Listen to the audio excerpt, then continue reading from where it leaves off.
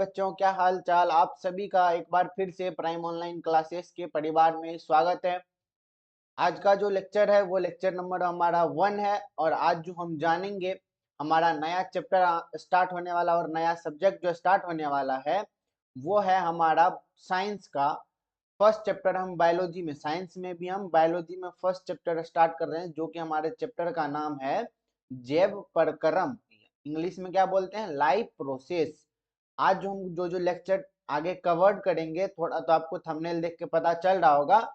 बाकी बात इस चैप्टर में क्या क्या पढ़ना है, नहीं पढ़ना है, कैसे पढ़ना है, वो सब हम आपको आगे बताते हैं। तो चलिए बिना देरी किए हुए हम क्या करते हैं, अपने क्लास की ओर बढ़ते हैं और जानते हैं अच्छे से अपने सब्जेक्ट को, सिलेबस को, और हम पढ़ने का कोशिश करते हैं, है ना। तो चलो भाई, क्या हो रहा है तुम्हें? यही हो रहा था, रात में भी हैंग मारने लगता है, बड़ा दिक्कत होता है। तो यहाँ पे जो आज जो हम पढ़ेंगे वो लिखते हैं पहले टुडे टॉपिक। चलो इसी से लिख देते हैं आज का टॉपिक या टुडे टॉपिक। आज का टॉपिक क्या क्या पढ़ेंगे हम? आज में जो हम पढ़ेंगे वो पढ़ेंगे किसके किसके बारे में। पहला हम पढ़ेंगे जे प्रक्रम यानी कि लाइफ प्रोसेस। जे प्रक्रम यानी कि लाइफ प्रोसेस। दूसरा जो हम पढ़ेंगे बच्चों वो पढ़ेंगे, पहला हम क्या पढ़ेंगे, जे प्रक्रम के बारे में। दूसरा जे प्रक्रम में क्या क्या होता है उसका तो फुल डिटेल हम जे प्रक्रम के बारे में पढ़ लेंगे। फिर हम पढ़ेंगे पोषण के बारे में जो कि जे प्रक्रम का ही हिस्सा है, जिसमें पोषण, शोषण, वहन और उत्सर्जन जो होता है वो जे प्रक्रम के अंतर्गत ही होता है। तो पोषण के बारे में कुछ टॉपिक पढ़ेंगे। उसके बाद जो हम है प्रकाश संश्लेषण के बारे में पढ़ेंगे। किसके बारे में? प्रकाश संश्लेषण के बारे में हम पढ़ेंगे, यानी कि फोटोसिंथेसिस के बारे में हम पढ़ेंगे। उसके बाद चौथा जो हम पढ़ेंगे बच्चों, चौथा जो हम पढ़ेंगे वो रंध्र के बारे में। किसके बारे में? रंध्र के बारे में, जिसका इंग्लिश नाम होता है अस्टोमाटा। अस्टोमाटा। और इसका क्या हो जाएगा बच्चों? फोटोसिंथेसिस। फोटोसिंथेसिस। फोटोसिंथेसिस होगा। उसके बाद पोषण यानी कि न्यूट्रिशियन। TRITION। जे प्रक्रम तो आप जान ही गए, क्या? Life process. Life process. आप भी मेरे साथ शायद रिपीट करते जाओगे या बाद में अपने से बनाना। अब पढ़ना कैसे इसको? पढ़ना ऐसे, आपको पढ़ना कैसे है, पढ़ना आपको यहाँ से पहले लेक्चर लेके लेक्चर करना है। फर्स्ट आपको लेक्चर करना है। सेकेंड आपको क्या करना है, नोट करना है, जो कि पीडीएफ हम व्हाट्सएप ग्रुप में दे देंगे, कमेंट लिंक में दे देंगे, है ना। तीसरा आपको क्या करना है, रिवीजन करना है। रिवीजन कैसे करना है? रिवीजन कैसे करना है? तो रिवीजन में आपको रफ कॉपी में आपको क्या करना है बच्चों, रफ कॉपी में लिख कर रिवीजन करना है, लिख कर, जिससे कि आपको याद रहेगा बार बार जो टॉपिक। जैसे मान लीजिए हम जे प्रक्रम उठा लिए, उसका परिभाषा लिख लेंगे, उसके बाद जानेंगे उसके अंतर्गत आता क्या क्या है, वो हम पहले पढ़ेंगे। फिर पोषण लिख लेंगे, पोषण का हम डेफिनेशन लिख लेंगे। तो ऐसे आपको पढ़ना है, ठीक है, लिख कर भी याद करके भी, ठीक है ना। तो अब चलिए हम अपने पहले टॉपिक की ओर बढ़ते हैं और जानते हैं हमारा फर्स्ट टॉपिक क्या है। वो है जैव प्रक्रम। तो जैव प्रक्रम का पहले हम परिभाषा जानेंगे। तो चलिए हमारा फर्स्ट टॉपिक क्या है बच्चों, वो है जैव प्रक्रम यानी कि लाइफ प्रोसेस हम किसे बोलते हैं। तो पहले आप एक बार मेरा परिभाषा सुनो, फ्रेश फ्रेश। और थोड़ा बच्चा टाइप का तो पहले से आप जानते हैं, और अनुरक्षण करना ही जैव प्रक्रम कहलाता है। तो अभी जो हम परिभाषा बोल रहे पहले सुनो, फिर उसको हम लिख भी देंगे, ठीक है ना। तो जैव प्रक्रम उसे हम बोलते हैं वे सभी प्रक्रम जो संयुक्त रूप से, वे सभी प्रक्रम जो संयुक्त रूप से सभी जीवों का अनुरक्षण करता हो, उसे हम जैव प्रक्रम कहते हैं। उसे क्या कहते हैं बच्चों? जैव प्रक्रम कहते हैं। तो आपने परिभाषा जान लिया, तो चलिए इसको हम लिखते हैं। क्या लिखेंगे? वे सभी प्रक्रम, वे सभी प्रक्रम, वे सभी प्रक्रम जो जो संयुक्त रूप से संयुक्त रूप से सभी जीवों का सभी जीवों का सभी जीवों का क्या करता है बच्चों, अनुरक्षण, सभी जीवों का अनुरक्षण करता है, वो क्या कहलाता है बच्चों, जेब प्रक्रम कहलाता है, करता है वह जेब प्रक्रम, जेब प्रक्रम कहलाता है, जेब प्रक्रम कहलाता है। जेब प्रक्रम क्या होता है बच्चों, कहलाता है। आपको क्या करना है, फेयर कॉपी में अच्छे से लिखना है। यहाँ थोड़ा पेन टैब से हम लिख रहे हैं तो थोड़ा हैंडराइटिंग मेरा बिगड़ जाता है, बट मेरा कॉपी में देखोगे तो वो सॉलिड है, एकदम पूरा क्लियर दिखे है ना। तो हम जेब प्रक्रम किसे कहते हैं ये तो हमने जान लिया। जेब प्रक्रम हम किसे कहते हैं, एक बार फिर से हम परिभाषा को क्या कर लेते हैं बच्चों, रिकॉल कर लेते हैं। वे सभी प्रक्रम जो संयुक्त रूप से सभी जीवों का क्या करता हो बच्चों, अनुरक्षण करता हो, वह क्या कहलाता है, जेब प्रक्रम कहलाता है। अब सर जेब प्रक्रम के अंतर्गत आता क्या क्या है, तो जेब प्रक्रम के अंतर्गत जो आता है बच्चों वो आता है पोषण। पहला क्या आता है, पोषण यानी कि न्यूट्रिशियन। दूसरा हम पढ़ेंगे शोषण। जेब प्रक्रम के अंतर्गत होने वाली ये सब क्रिया है, पहले पोषण होगा, फिर शोषण होगा, फिर वहन होगा, फिर उत्सर्जन होगा। मतलब खाना खाएंगे, फिर हम सांस भी लेंगे, मतलब उसका कुछ प्रोसेस भी होगा, फिर हम उसे निकाल भी देते हैं। तो मतलब 4 स्टेप में हमारा जेब प्रक्रम, हमारा लाइफ प्रोसेस जो होता है वो पूरा होता है और असिस्ट करते हैं हम अपने आप को, है ना। तो पहला क्या था, पोषण, दूसरा शोषण, तीसरा वहन, चौथा उत्सर्जन।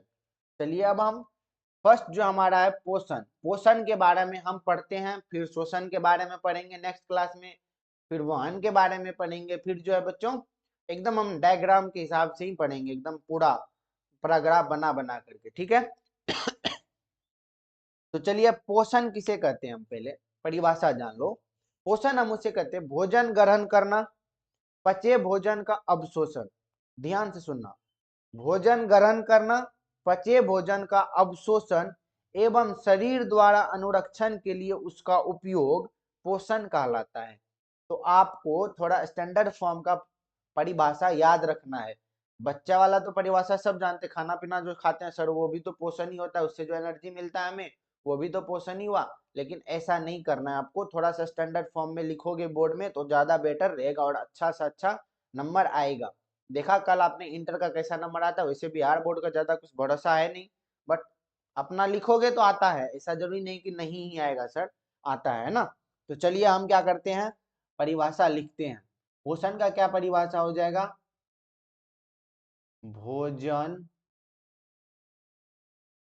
का ग्रहण, भोजन का ग्रहण मतलब भोजन लेना, ग्रहण मतलब भोजन का ग्रहण करना, मतलब वही हुआ भोजन लेना, भोजन का ग्रहण करना, कोमा पचे भोजन का, पचे भोजन का, पचे भोजन का, पचे भोजन का अवशोषण, पचे भोजन का क्या बच्चों, अवशोषण, पचे भोजन का अवशोषण एवं शरीर द्वारा,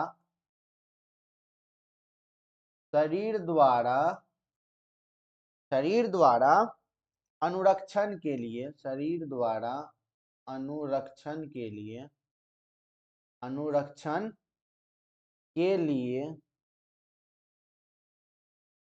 के लिए उपयोग करना, के लिए उसका उपयोग करना, उपयोग करना क्या कहलाता है बच्चों, उपयोग करना पोषण कहलाता है, पोषण कहलाता है, पोषण कहलाता है। आप लोग बच्चों थोड़ा थोड़ा हमें सपोर्ट भी करो यार, थोड़ा थोड़ा सब्सक्राइब जल्दी बजाओ जिससे कि हमारा चैनल मोनिटाइज हो जाए। बट ये ख्वाबी है कि हम लाइव भी आके पढ़ा सकते हैं और अच्छे से, थोड़ा अच्छा भी लगे पढ़ाने में हमें ना, तो थोड़ा सा सपोर्ट भी कर दिया करो।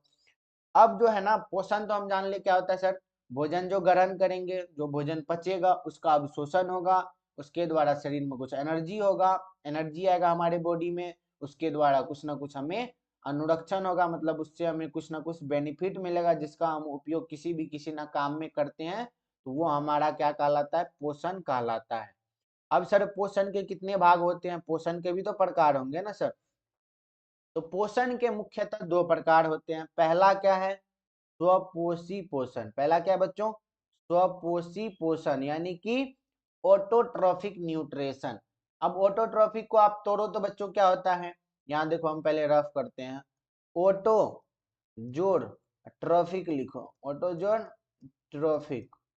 ऑटो मतलब खुद या स्वयं, खुद या क्या बोल सकते हैं, स्वयं। इसका परिभाषा हो जाएगा बच्चों, अगर आपने जो पहले से पढ़ा आ रहा है उसका परिभाषा होता है, स्वपोषी पोषण हम उसे बोलते हैं जिसमें खुद पर वो डिपेंडेंट करता है, मतलब खुद ही अपना पोषण करता है, किसी और पर निर्भर नहीं करता है, तो उसे हम स्वपोषी पोषण कहते हैं। लिखेंगे वैसा पोषण जो किसी दूसरे जीव या अन्य जीव पर निर्भर नहीं करता है, बल्कि स्वयं अपना पोषण करता है, उसे हम स्वपोषी पोषण कहते हैं। लेकिन लेकिन लेकिन हम ऐसा परिभाषा नहीं लिखेंगे, परिभाषा है तो थोड़ा उसे हम बना के लिखते हैं ना। तो चलिए थोड़ा स्टैंडर्ड फॉर्म में लिखेंगे, 10th में आ गया ना, कोई तो 8 क्लास का बच्चा तो है नहीं कि चलो भाई कुछ भी लिख दिया ना। तो चलिए हम इसका परिभाषा जानते हैं, लिखेंगे पोषण का वह तरीका, पोषण का वह तरीका, पोषण का वह तरीका, पोषण का वह तरीका जिसमें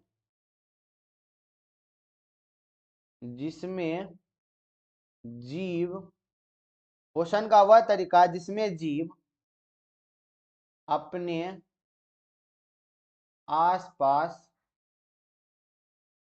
अपने आसपास, ऐसा नहीं है बच्चा को हम पीपीटी लेकर आए बस पढ़ाना शुरू कर दे, पीपीटी लेकर आते तो शायद एक दिन में ये चैप्टर भी खत्म करके चले आते।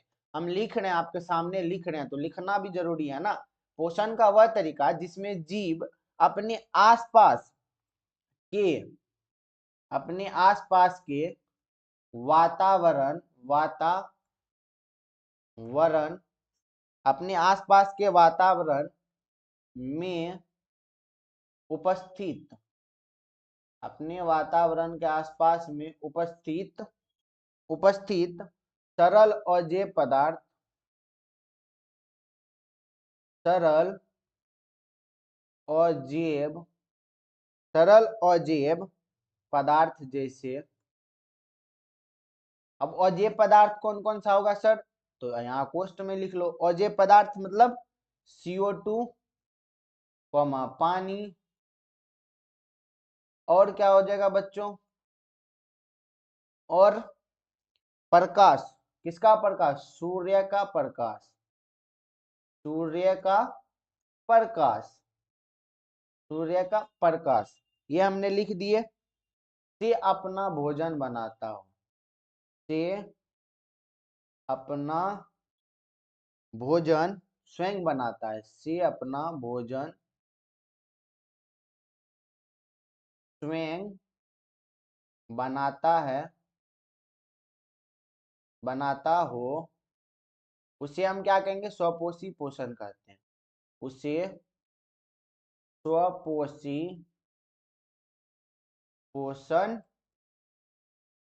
स्वपोषी पोषण कहा जाता है।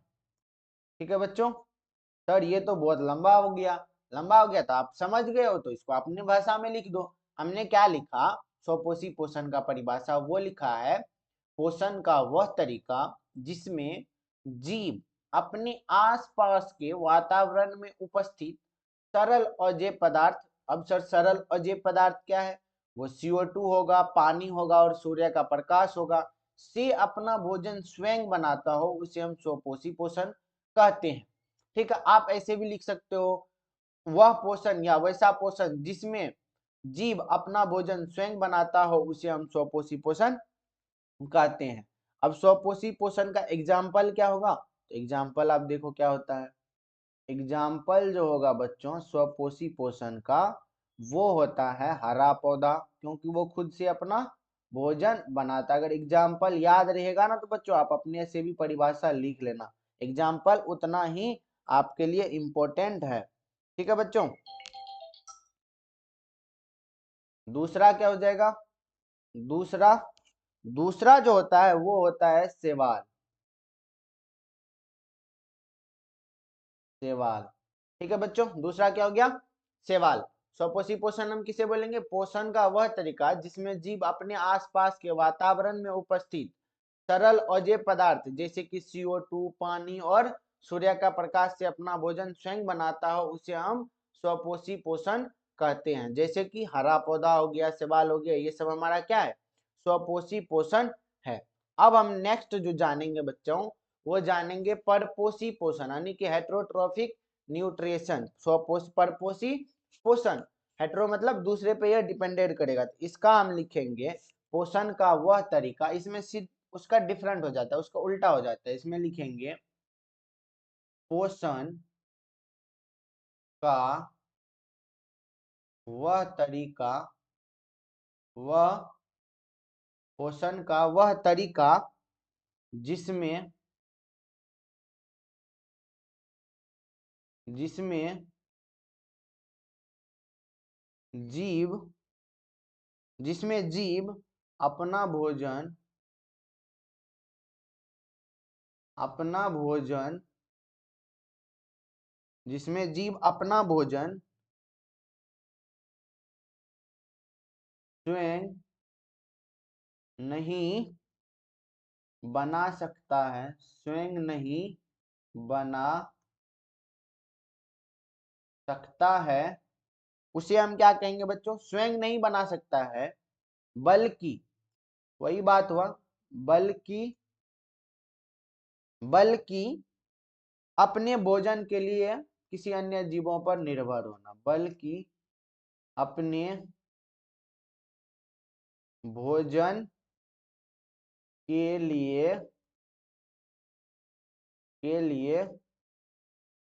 अन्य जीवों पर निर्भर होता है, अन्य जीवों पर निर्भर हो, उसे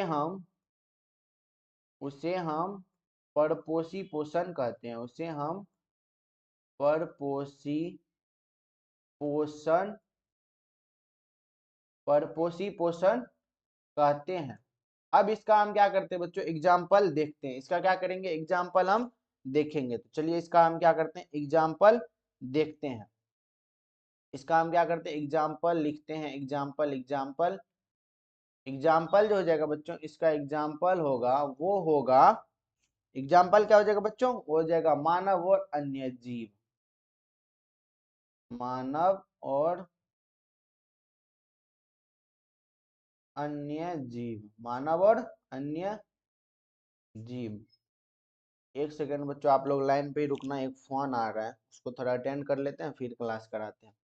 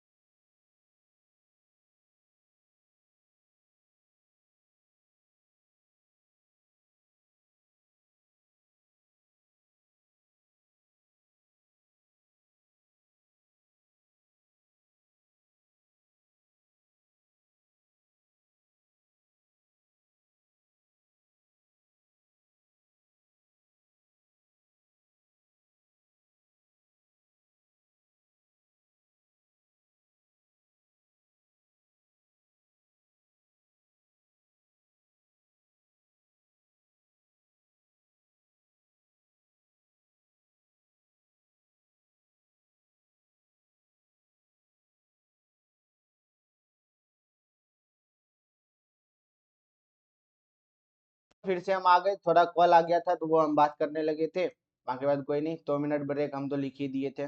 परपोसिपोशन आपने समझ लिया, चलो अब परपोसिपोशन जब आपने समझ लिया, थोड़ा यहाँ पे स्किप करके आप आगे बढ़ जाना, वहां पर लेना, ठीक है।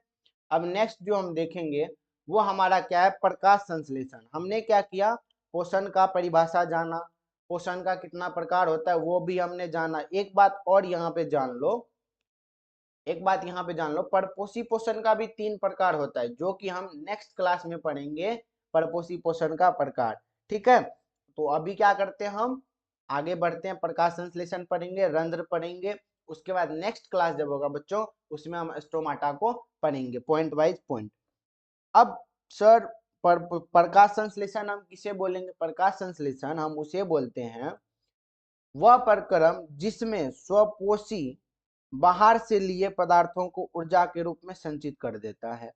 वे पदार्थ कार्बन डाइऑक्साइड तथा जल के लिए जो सूर्य के रूप में होता है ना, उसे हम कहते हैं। एक सेकंड और इससे हम सटीक बताते हैं आपको, परपोषी पोषण का छोटा और एकदम सा क्या होता है हिंदी में आपको बता, प्रकाश संश्लेषण वह प्रक्रिया है जिसमें हरे पौधे सूर्य के प्रकाश, कार्बन डाइऑक्साइड और जल की सहायता से अपना भोजन बनाता है, यानी कि ग्लूकोज के रूप में बनाता है, उसे हम प्रकाश संश्लेषण कहते हैं। तो चलिए पहले इसका हिंदी में परिभाषा लिखते हैं, इसका इंग्लिश में भी हम परिभाषा लिख देंगे ना।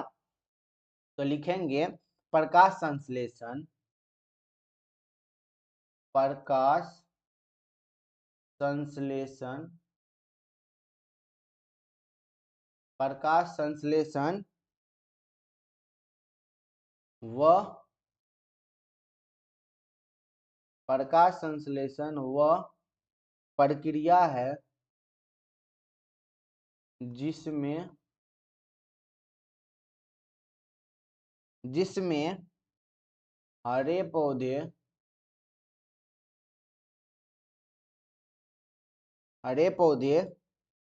सूर्य के प्रकाश, सूर्य के प्रकाश, ये सब पॉइंट हम पहले भी बताए हैं, सूर्य के प्रकाश, उसके बाद कार्बन डाइऑक्साइड, कार्बन डाइऑक्साइड ना, कार्बन डाइऑक्साइड, कार्बन डाइऑक्साइड और जल के जल की सहायता से क्या करता है बच्चों, सहायता से अपना भोजन, थोड़ा पेन टैब को भी देखना पड़ता है, सहायता से अपना भोजन बनाता है, उसे हम प्रकाश संश्लेषण कहते हैं, उसे प्रकाश संश्लेषण कहा जाता है, कहा जाता है। प्रकाश संश्लेषण हम किसे कहेंगे बच्चों, प्रकाश संश्लेषण वह प्रक्रिया है जिसमें हरे पौधे सूर्य के प्रकाश, उसके बाद कार्बन डाइऑक्साइड और जल की सहायता से अपना भोजन बनाता है, उसे हम प्रकाश संश्लेषण कहते हैं। इसका इंग्लिश में भी डेफिनेशन जानो, इंग्लिश में भी लिखो, अगर मुझे आता है तो हम तो लिखेंगे, है ना। इंग्लिश में किस पेन से लिख दे, इससे लिख देते हैं, डेफिनेशन। इंग्लिश में क्या होगा बच्चों, इंग्लिश में होता है photosynthesis, photosynthesis, photosynthesis is the process, is the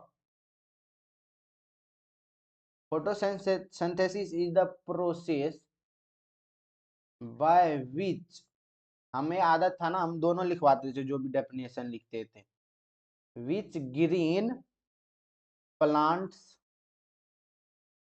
इससे होगा कि आपको इंग्लिश मीडियम वाला बच्चा बुड़बक नहीं बना पाएगा ना, make their one food, make their one food using using sunlight, sunlight, उसके बाद कार्बन डाइऑक्साइड, कार्बन डाइऑक्साइड, देखा आपने इंग्लिश में कितना आसान था, carbon dioxide, comma and water,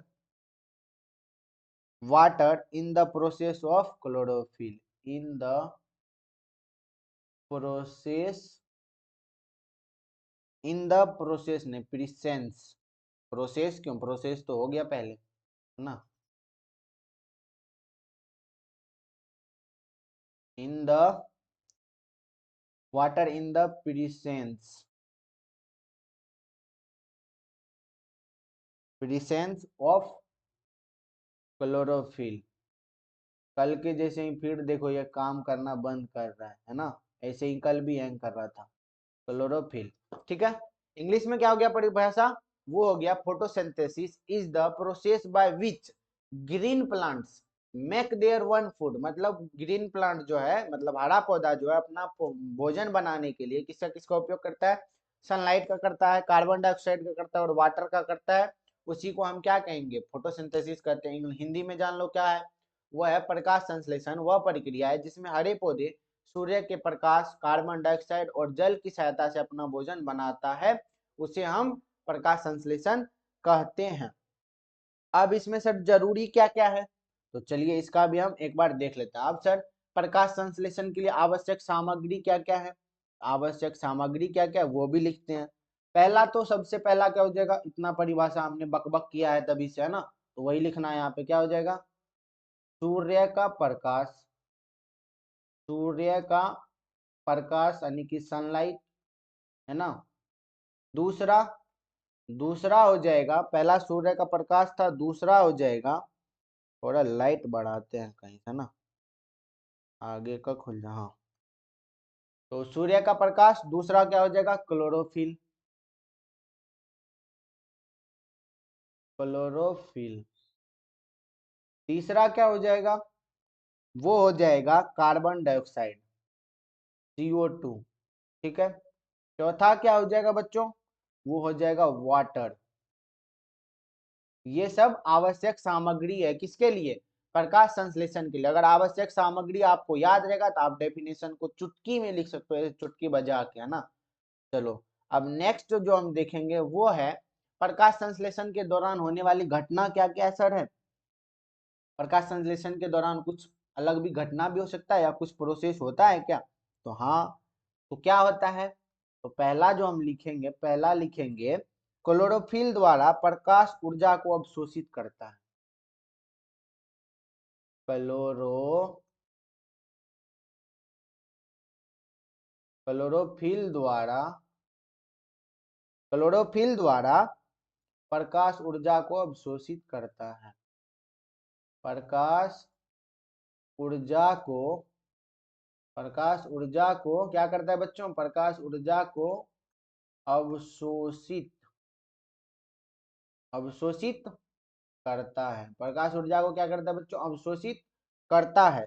next क्या है, दूसरा हम लिखेंगे, दूसरा क्या है वो बताते हैं, कार्बन डाइऑक्साइड का कार्बोहाइड्रेट के रूप में अपचयन होता है, तो क्या हो गया, कार्बन, इंग्लिश में लिख लो, कार्बन डाइऑक्साइड,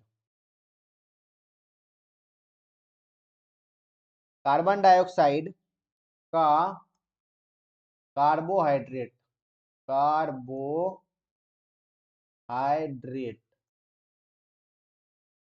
कार्बोहाइड्रेट में अपचयन होता है, में अपचयन, जो आपसे इंग्लिश लग रहा है हुआ इंग्लिश में लिखो है ना, कोई बात नहीं है इसमें, अपचयन होता है, कार्बोहाइड्रेट के रूप में अपचयन होगा।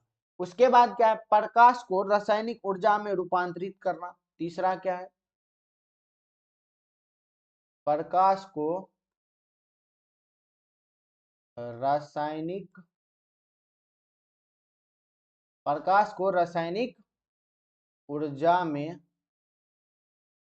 ऊर्जा में क्या करना बच्चों, प्रकाश को रासायनिक ऊर्जा में रूपांतरित करना, प्रकाश को रासायनिक ऊर्जा में रूपांतरित करना, एवं प्रकाश को रासायनिक ऊर्जा में रूपांतरित करना। उसके बाद क्या हो जाएगा, तथा जल करना, तथा जल जल अणुओं का जल अणुओं जल अणुओं का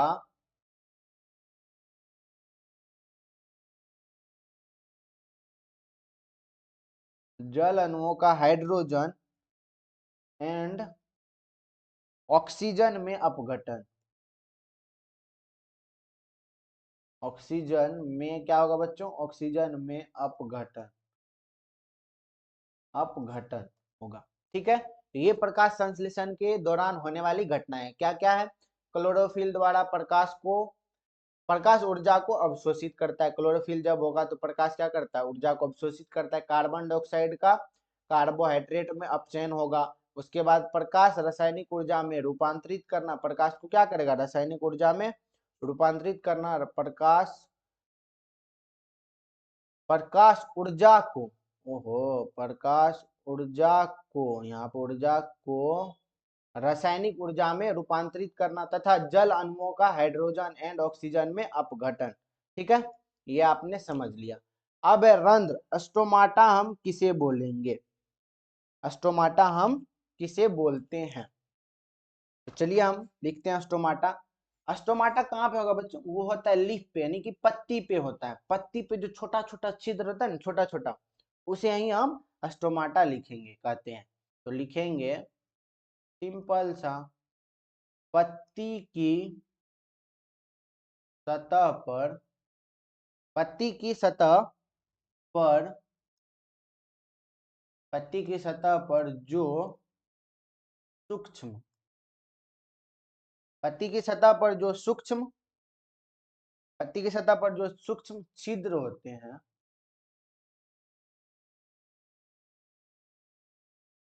छिद्र होते हैं, उसे रंध्र कहते हैं, उसे रंध्र कहते हैं, उसे रंध्र कहते हैं। पत्ती की सतह पर जो सूक्ष्म छिद्र होते हैं उसे हम क्या कहते हैं बच्चों, रंध्र कहते हैं, यानी कि स्टोमाटा कहते हैं। अब इसका कार्य भी तो होगा कुछ, हाँ कार्य भी है, तो यहाँ पे कार्य भी लिख लो, वर्क या कार्य, कार्य, कार्य क्या क्या है वो भी देखो आप। पहला जो है इसका काम, पहला काम क्या है वो देखो। रंध्र का पहला काम जो है, प्रकाश संश्लेषण के लिए गैसों का अधिकांश आदान प्रदान इन्हीं छिद्र के द्वारा होता है। तो क्या लिखेंगे, फोटो सिंथेसिस के लिए गैसों का, गैसों का अधिकांश आदान प्रदान इन्हीं छिद्रों के द्वारा होता है, इन्हीं छिद्रों के द्वारा, इन्हीं छिद्रों के द्वारा होता है। कैसा होता है वो भी हम आगे आपको इमेज दिखाएंगे। ठीक है, दूसरा, पहले आप सब चीज जान लोगे तब ना आपको इमेज समझ में आएगा। बहुत टीचर इमेज समझाते हैं फिर लिखाते हैं, हम वैसा नहीं करेंगे। पहले परिभाषा लिखाएंगे, काम क्या है वो लिखाएंगे, उसके बाद इमेज को दिखाएंगे, है ना। तो ये सबसे बेस्ट तरीका है। वाष्पोत्सर्जन प्रक्रिया में जल, जल किसके द्वारा निकलता है, वाष्पोत्सर्जन मतलब वेपोरेशन। तो लिखेंगे वाष्पोत्सर्जन, वाष्पोत्सर्जन प्रक्रिया में, वाष्पोत्सर्जन प्रक्रिया में जल, वाष्पोत्सर्जन प्रक्रिया में जल रंध्र द्वारा निकाला जाता है। जल किसके द्वारा, जल रंध्र द्वारा निकल जाता है, रंध्र द्वारा निकल जाता है, निकल जाता है। ठीक है बच्चों, हम थोड़ा पेन टैब से लिख रहे हैं, फिर भी मेरे हिसाब से तो हम ठीक ही लिख रहे हैं ना। तो आप लोग भी कोशिश करना थोड़ा सही लिखने का, तो उससे ज़्यादा एक्सपीरियंस बढ़ेगा। आप इसे रिपीटेशन पे याद करना, लिखना, बार बार लिखोगे तो ज़्यादा से ज़्यादा याद होगा। ठीक है, पता नहीं इसके बाद माइक काम कर रहा है कि ना, कर ही रहा होगा, है ना, 2 मिनट का बीच में ब्रेक लिए थे। अब देखो इसमें सहायक कोशिका क्या है, ये क्या है बच्चों, बीच में जो ये कोशिका है इसे हम बोलते हैं सहायक कोशिका। ये बीच में जो लीफ का ऊपर वाला भाग दिखेगा ना, उसमें सहायक कोशिका होता है। ये हमारा क्या है, सहायक कोशिका है। क्या है, सहायक कोशिका है, सहायक कोशिका है। ठीक है, नेक्स्ट जो है ये छोटा छोटा पत्ती के छिद्र पे देखना, छोटा छोटा से जो स्टेप स्टेप रहेगा कटा कटा जैसा, वो क्या, अधिचर्म कोशिका है। वो क्या बच्चों, अधिचर्म कोशिका है। क्या है, अधिचर्म कोशिका है। उसके बाद देखो उसमें एक छिद्र से होता है, जब माइक्रोस्कोप से देखा जाता है ना या काट के, तो उसमें देखना एक छोटा छोटा गोला जैसा होता है। देखो ये गोला, ये गोला, ये गोला, ये गोला, ये गोला, ये गोला सब क्या है, द्वार कोशिका है। इन सब का क्या काम है नहीं है वो सब भी हम आगे बढ़ाएंगे। ये बीच में जो वॉल्व जैसा है, छेदा जैसा जो है उस वो क्या है, रंध्र छेद है। गोला जैसा वो क्या है, रंध्र छेद है। ठीक है, तो ये आपने समझ लिया स्टोमाटा क्या होता है। ठीक है, आज जो हमने क्या क्या पढ़ा तो वो तो हम रिकॉल कर ही लेंगे, है ना बच्चों। तो हमने आज क्या क्या पढ़ा, जे प्रकरण के बारे में पढ़ा, उसका जो प्रकार होता है उसमें फर्स्ट हमने पोषण शुरू किया। पोषण का हमने दोनों प्रकार जाना, उसका डेफिनेशन जाना। फिर अब पोषण में जो विषमपोषी पोषण है उसको हम कल पढ़ेंगे, उसका जो प्रकार होगा, या परपोषी पोषण जो बोलते हैं। उसके बाद नेक्स्ट में जो है बच्चों आपका हमने क्या क्या पढ़ा, नेक्स्ट में जो हम पढ़े उसके बाद हमने प्रकाश संश्लेषण को पढ़ा, फिर रंध्र को पढ़ा, स्टोमाटा को पढ़ा, स्टोमाटा में उसका फिगर लेके आए उसको भी हम दिखाए। उसके बाद हमारा क्लास जो है आज के लिए यहीं खत्म होता है। तो थैंक यू, धन्यवाद, थैंक्स फॉर वाचिंग। मस्त रहो, स्वस्थ रहो और अपने दोस्तों के साथ शेयर करो, सब्सक्राइब करो और सपोर्ट करो।